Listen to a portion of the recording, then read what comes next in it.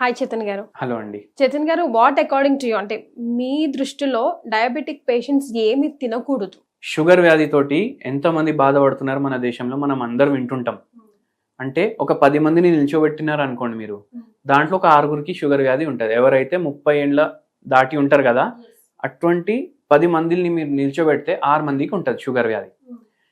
వీళ్ళకు అర్థం కాదు ఇప్పుడు షుగర్ వచ్చేసింది, ఇప్పుడు ఏమేమి తినొచ్చు ఏమేమి తినలేమనేసి. తినలేని వస్తువులు చాలా ఉంటాయి, కానీ వాళ్ళకి అర్థం కూడా కాదు ఇది తినొద్దు అనేసి. అయితే అవి ఏంటంటే, ఫస్ట్ మీరు మైండ్లో పెట్టుకోండి, ఏదైతే వైట్ వస్తువులు ఉంటాయి కదా అవి తినొద్దు. ఫర్ ఎగ్జాంపుల్ చక్కెర ఉంది తినొద్దు, వైట్ రైస్ ఉంది ఎక్కువ తీసుకోవద్దు. మనం ఎన్నో ఏండ్ల నుంచి జనరేషన్ల నుంచి రైస్ తింటున్నాం, కానీ ఇంతకుముందు పాలిష్ రైస్ రాకపోతుండే, అన్పాలిష్డ్ రైస్ వస్తుండే, అది టోటల్ వైట్ ఉండదు. అంటే ప్రాసెస్ ఏదైతే ఫుడ్ ఐటమ్ ఉంటుంది కదా అది తినొద్దు. మళ్ళీ థర్డ్ ఏంటంటే, బయట ఫుడ్ తినొద్దు, ఇంటికాడనే ఎక్కువ మీరు తినాలి.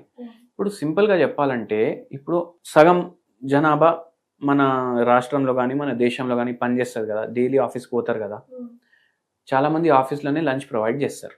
ఆ లంచ్ తిన్న తర్వాత కూడా 4 గంటకి 5 గంటకి ఏమవుతుంది, వీళ్ళకి ఆకలేస్తుంది, మళ్ళీ చాయ్ తాగాలనిపిస్తుంది. చాయ్ తాగడానికి పోయినప్పుడు ఏదో స్నాక్ తీసుకుంటారు దాంతో. ఈ స్నాక్లో ఇప్పుడు నేను వైట్ తినొద్దని చెప్పిన, అరే వైట్ లేదు కదా తినేసేయచ్చు అని అనుకుంటారు. అప్పుడు ఏం తింటారు, మిర్చి బజ్జీలు తింటారు, పునుగులు తింటారు, సమోసాలు తింటారు, పకోడీలు తింటారు. ఇవన్నీ వైట్ లేవు కదా, కానీ మైదా పిండితో తయారైనాయి కదా. అంటే శనగపిండి కదా సార్ ఇవి, మైదా పిండి, బజ్జీలు ఇవన్నీ కాదు. బజ్జీలు శనగపిండి, బిస్కెట్స్, దెన్ అగైన్ బిస్కెట్లు కూడా మైదా పిండి. మళ్ళీ ఇది మిర్చి బజ్జీలు అయితే శనగపిండి అన్నారు మీరు, కానీ ఇప్పుడు బయట తింటున్నారు, దాంట్లో ఎంత శనగపిండి ఉంటుంది, దాంట్లో మైదా పిండి కూడా కలుపుతున్నారా లేదా మనకు ఒకటి తెలియదు. మళ్ళీ సెకండ్ థింగ్, అది డీప్ ఫ్రైడ్ ఐటమ్, ఇది కూడా తినొద్దు. ఎందుకంటే ఎక్స్ట్రా క్యాలరీలు వేస్తున్నారు మీరు మీ బాడీలో. మళ్ళీ చాయ్ తాగుతారు బయట. కొందరు ఏమనుకుంటారు, అరే నేను గోళీలు వేసుకుంటున్నా కదా, షుగర్ కంట్రోల్లో ఉంది కదా, ఇంకేంది చాయ్లో చక్కెర వేసుకొని తాగొచ్చు అంటుంటారు. అట్లా కూడా తాగొద్దు. చక్కెర ఎలా అంటే, ఇప్పుడు మీరు చాయ్ తాగంగానే యాక్టివ్ అవుతారు, ఎవరైతే చాయ్ తాగుతారో యాక్టివ్ అవుతారు, రిఫ్రెషింగ్ అనిపిస్తుంది. అది చాయ్ వల్ల కాదు, ఎందుకంటే దాంట్లో చక్కెర యాడ్ చేస్తారు. కొందరు చాయ్ బండి వాళ్ళు ఫుల్ చక్కెర యాడ్ చేస్తారు, ఫ్లేవర్లు యాడ్ చేస్తారు, ఇలాచీ ఫ్లేవర్ కూడా వస్తుంది చాయ్లో ఒక్కొక్కసారి. అరే బండిలో మస్తు ఉంటుంది చాయ్, ఇక్కడ తాగుదాం అనేసి అందరు అక్కడే పోతారు.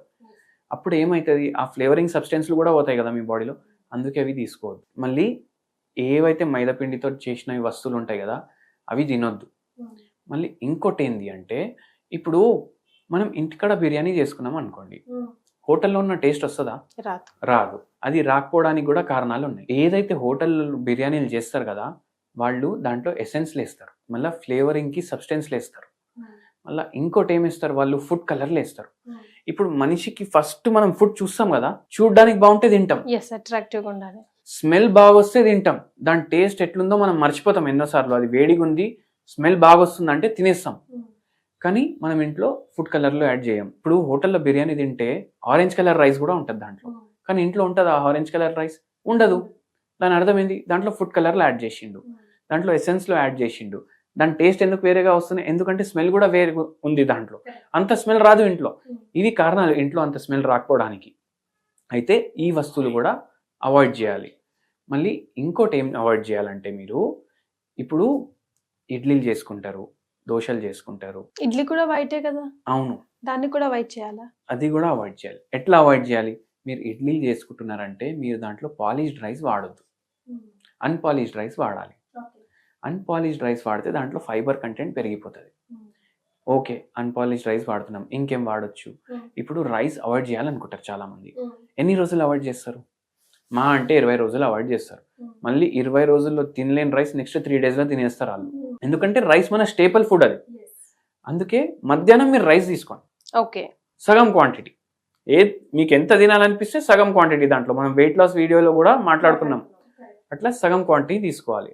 మార్నింగ్ మీరు ఏదైతే రైస్ వాడితే ఇడ్లీలకు కానీ దోశలకు కానీ మీరు అది అన్పాలిష్డ్ రైస్ వాడండి. లేదంటే రాగుల ఇడ్లీలు చేసుకోండి, జొన్నలతో కూడా ఇడ్లీలు తయారవుతాయి, అవి చేసుకోండి. అట్లా మీరు ఇవి ఏదైతే ఎక్కువ ఎక్సెసివ్ వైట్ ఉంటాయి కదా అవి వాడకుండా చేయండి. సో కర్డ్ మిల్క్ అవి కూడా అవాయిడ్ చేయాలంటారా? కర్డ్ వాడొచ్చు, మిల్క్ వాడొచ్చు, కానీ స్కిమ్డ్ మిల్క్ అన్న వాడాలి. కర్డ్ కూడా స్కిమ్డ్ మిల్క్ తో తయారు చేసిన కర్డ్ కూడా మీరు తీసుకోవచ్చు. లేదంటే A2 మిల్క్ వాడాలి, అది బెస్ట్. ఆవుది ఏదైతే పాలు ఉంటది కదా అది వాడాలి. బర్రెల నుంచి వస్తుంది కదా పాలు, అది వాడకూడదు. ఓకే. ఎగ్ వైట్స్ మనం ప్రోటీన్ అవును, ప్రోటీన్ అనుకొని తింటాం. కానీ ఏమవుతుందంటే ప్రాబ్లం, ఇప్పుడు ఏ ఎగ్లు అయితే దొరుకుతాయి కదా మనకు, అవి బ్రాయిలర్ ఎగ్స్. అంటే ఏం దాని అర్థం, ఇప్పుడు నాటుకోడీలు ఉంటాయి కదా, 2 నాటుకోడీలు ఒక్క రోజుకి 3 గుడ్లు ఇస్తాయి. కానీ బ్రాయిలర్ ఎగ్లు ఏవైతే ఉంటాయి, ఇవి 2 కోడీలు ఉంటాయి కదా, అవి 5, 6 కూడా ఇస్తాయి, ఒక్కొక్కసారి 7, 8 కూడా ఇస్తాయి. ఎందుకంటే దానికి తయారు చేసింది దానికోసమే.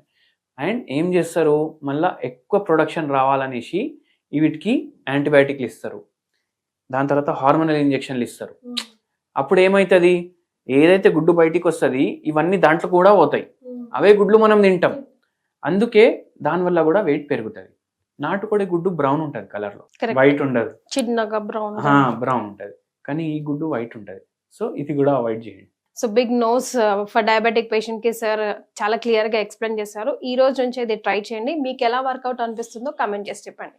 Thank you so much for joining sir.